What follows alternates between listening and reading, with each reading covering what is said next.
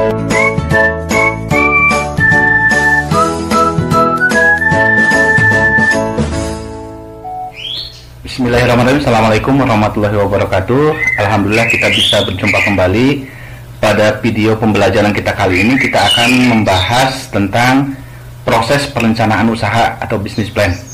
Bagaimana langkah-langkah ketika kita membuat perencanaan usaha. Di video pembelajaran sebelumnya secara umum, walaupun hanya secara umum, sudah dijelaskan langkah-langkah apa saja dalam proses perencanaan usaha. Jadi poin-poinnya baru poin-poinnya saja tentang langkah dari proses perencanaan usaha. Nah, ini ada 4 langkah, setidaknya ini ada 4 langkah. Yang pertama adalah mengidentifikasi peluang usaha, yang kedua adalah menentukan jenis usaha yang akan dijalankan, dan yang ketiga melakukan studi kelayakan usaha, dan yang keempat adalah membuat proposal usahanya. Nah, apa saja bagaimana penjelasannya tentang proses perencanaan usaha ini? Langkah pertama bagaimana, langkah kedua bagaimana, langkah ketiga bagaimana, dan langkah yang keempat sampai membuat proposal itu seperti apa, kita akan bahas pada video pembelajaran kita kali ini. Ya, kita mulai saja pembahasan tentang proses perencanaan. Dalam proses perencanaan usaha, ini langkah pertama, kita harus bisa mengidentifikasi peluang usahanya. Nah, peluang usaha ini bisa dicirikan oleh besar tidaknya permintaan akan produk yang ingin kita garap. Nah, peluang usaha yang besar atau peluang usaha itu punya potensi yang besar untuk kita masuki jika jumlah permintaannya itu sangat tinggi dibandingkan dengan yang menyediakannya atau yang menjualnya. Jadi kalau yang menjualnya masih sedikit, sedangkan yang memintanya, yang ingin membelinya banyak, nah itu berarti berpotensi atau peluang usahanya masih besar. Sehingga kalau kita berusaha masuk dan berusaha untuk menjual, permintaannya masih banyak. Tapi kalau ternyata permintaannya sedikit, sedangkan banyak yang ingin menjual, ya itu artinya peluang usahanya relatif kecil atau persaingannya terlalu besar, dan ini sangat riskan kalau kita masuk ke bisnis ini. Jadi peluang usaha itu bisa dicirikan dari masih adanya atau masih besarnya permintaan pasar dari produk yang ingin kita garap. Nah, setelah mengidentifikasi apakah ada peluang atau tidak, nah sekarang langsung lebih mengerucut lagi, menentukan jenis usaha yang akan kita jalankan. Katakanlah ada peluang usaha di bisnis makanan, katakanlah seperti itu. Nah, sekarang bisnis makanannya seperti apa? Nah, sekarang kita kerucutkan. Nah, kita dalam menentukan jenis usaha yang ingin kita jalankan, itu kita harus melakukan penilaian awal terlebih dahulu. Jadi sebelum melangkah, kita harus membuat penilaian jenis usaha yang ingin kita masuki, langsung ke jenis produknya. Jadi kalau makanan di langkah awal tadi, langkah yang pertama itu menentukan peluang usaha di bisnis makanan misalkan. Nah, sekarang kita harus bisa menentukan jenis produknya, apakah makanan termasuk kategori makanan berat atau makanan ringan, atau jenis makanan seperti apa, apakah nabati, hewani. Ini harus kita bisa menentukan jenis usaha yang lebih rinci lagi, yang lebih spesifik lagi. Misal usaha makanan, nah langsung ke makanan ringan, misalkan cemilan, seperti itu. Terus tentunya ketika melakukan penilaian awal ini kita harus bisa mempertimbangkan berbagai faktor yang menjadi pendukung maupun penghambatnya. Jadi kita harus melihat kekuatan kita, peluang kita, kemampuan kita, itu harus kita pertimbangkan. Nah, dalam mempertimbangkan jenis usaha yang akan kita ambil atau yang akan kita tentukan, ini pertimbangannya apakah memungkinkan tidak modalnya atau sumber modalnya. Jadi ada bisnis makanan yang memerlukan modal yang besar, misalkan itu kita harus juga mempertimbangkan. Terus ketersediaan bahan bakunya, apakah mudah diperoleh atau tidak. Terus kualitasnya, kita bisa memperolehnya dengan mudah, yang baik atau tidak. Kedepannya bisa berjalan jangka panjang atau tidak, itu harus kita pertimbangkan.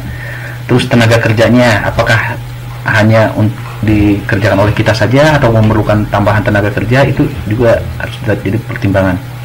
Terus prospek pemasaran produknya, cara mendistribusikannya, terus daya belinya, permintaannya, segmen pasarnya memungkinkan atau tidak. Nah, selera konsumen nih, selera konsumen pun ini kita harus bisa menyesuaikannya. Jadi pertimbangan-pertimbangan ketika menentukan jenis usahanya ini harus dipikirkan dengan matang.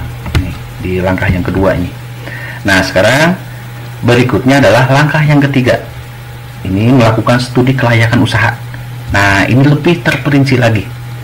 Jadi pertimbangan-pertimbangan tadi kita kerucutkan. Yang pertama, aspek pasarnya atau pemasarannya. Nah, kelayakan usaha dilihat dari aspek pasar ini.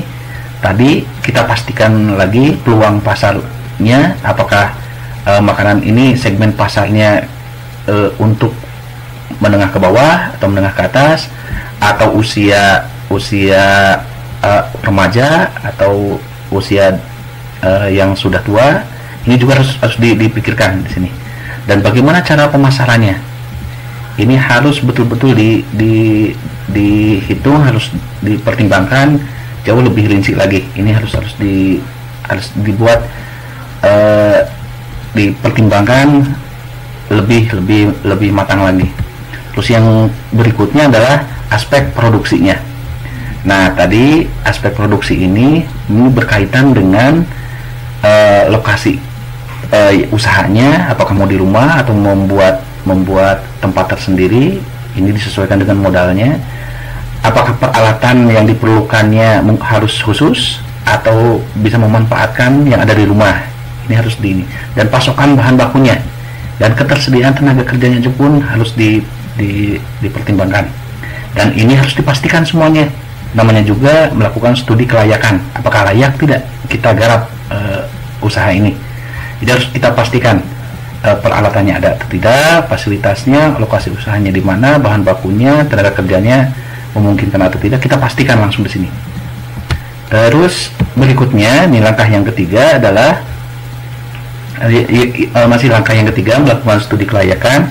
Aspek finansialnya kita hitung-hitung dulu. Biaya produksinya memungkinkan atau tidak. Nanti kalau dijual dengan harga yang tidak terlalu tinggi, katakanlah segmennya menengah ke bawah, berarti harganya jangan terlalu mahal. Apakah masih ada margin laba atau tidak, atau labanya masih bisa kita ambil atau tidak, masih logis atau tidak.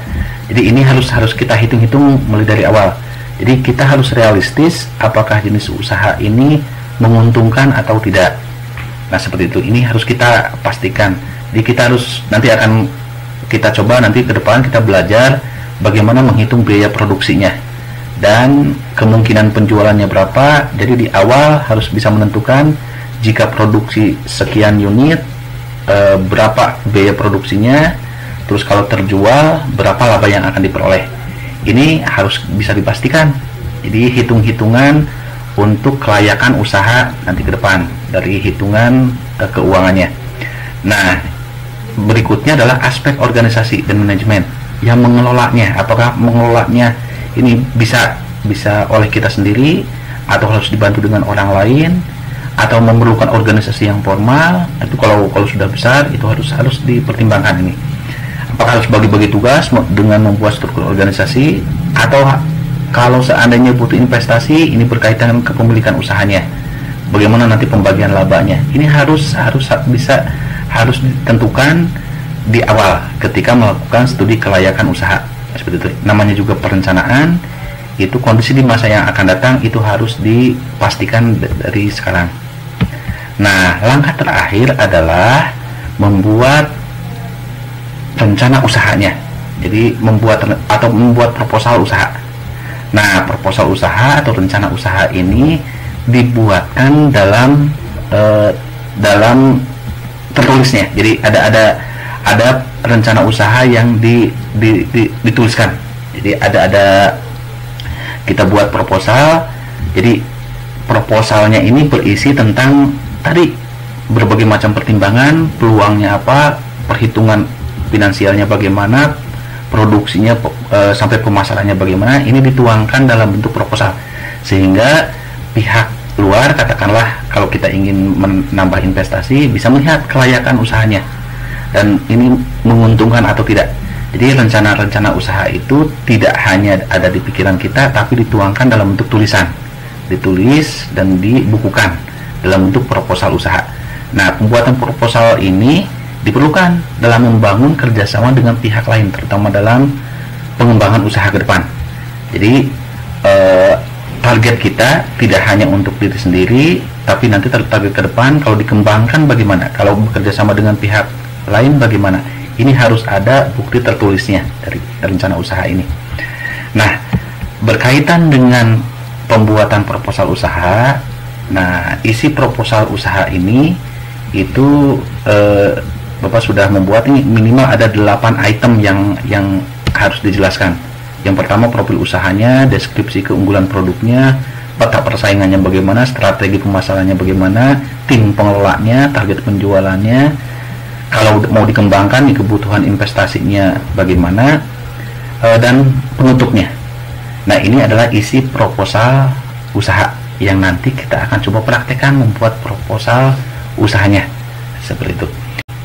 Nah, di video berikutnya nanti kita akan bahas tuntas lagi bagaimana cara membuat contoh proposal. Langsung kita contohkan ke satu jenis produk, bagaimana profilnya, deskripsinya, sampai ke penutupnya. Jadi langsung kita coba kita praktekkan membuat sebuah proposal usaha.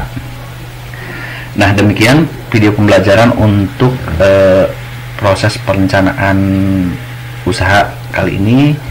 Kita ketemu kembali di video pembelajaran berikutnya. Terima kasih. Assalamualaikum warahmatullahi wabarakatuh.